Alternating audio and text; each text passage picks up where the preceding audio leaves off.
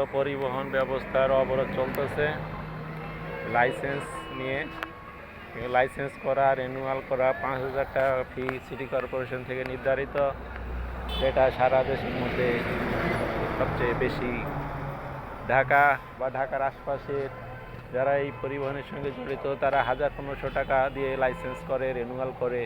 কিন্তু একটা নিতান্ত দরিদ্র জেলা দিনাজপুর মতো জেলাতে যদি 5,000 টাকা লাইসেন্স ফি দিয়ে গাড়ি চালাতে হয়, তা তাদের জন্য কষ্টকর।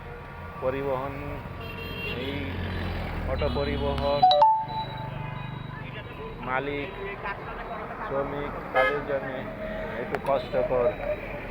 যেসব জেলা ইনকাম সীমিত, এই সীমিত ইনকামের মধ্যে 5,000 টাকা লাইসেন্স রিনিউয়াল করা সম্ভব হয় না।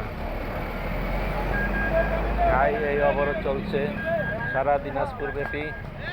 এতে করে সাধারণ মানুষের ভোগান্তি, চরম ভোগান্তি।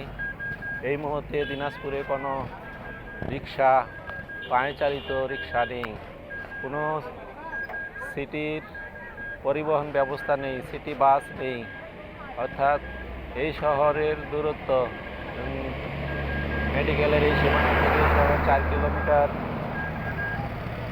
দিনাজপুর বিদ্যুৎ অফিস, সৈহারি সরকারি কলেজ থেকে বড় মাঠ 4 কিলোমিটার। আবার লিলির মোড় থেকে এদিকে পুলহাট 4 কিলোমিটার। অর্থাৎ প্রায় চতুর্দিকে 4 কিলোমিটারের দূরত্ব। এই শহরের সীমানার মধ্যে কোনো পরিবহন ব্যবস্থা না থাকায় চরম দুর্ভোগের মধ্যে পড়তে হয়েছে সাধারণ মানুষদেরকে, সাধারণ যাত্রীদেরকে। এই শহরে প্রাইভেট ব্যবস্থা তেমন নেই, সম্পদশালী লোক তেমন নেই যে ব্যক্তিগত গাড়ি নিয়ে ঘোরাঘুরি করবে।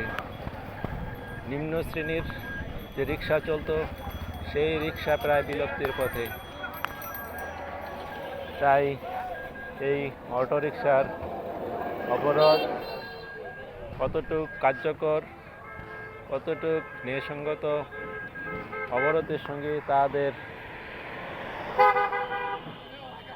দাবি দেওয়া যুক্তিসঙ্গত কিনা, এগুলো বিবেচনা নিয়ে দ্রুত সমাধান করা কর্তৃপক্ষের একান্ত প্রয়োজন। আলী বাবা, বিটিভি, দিনাজপুর।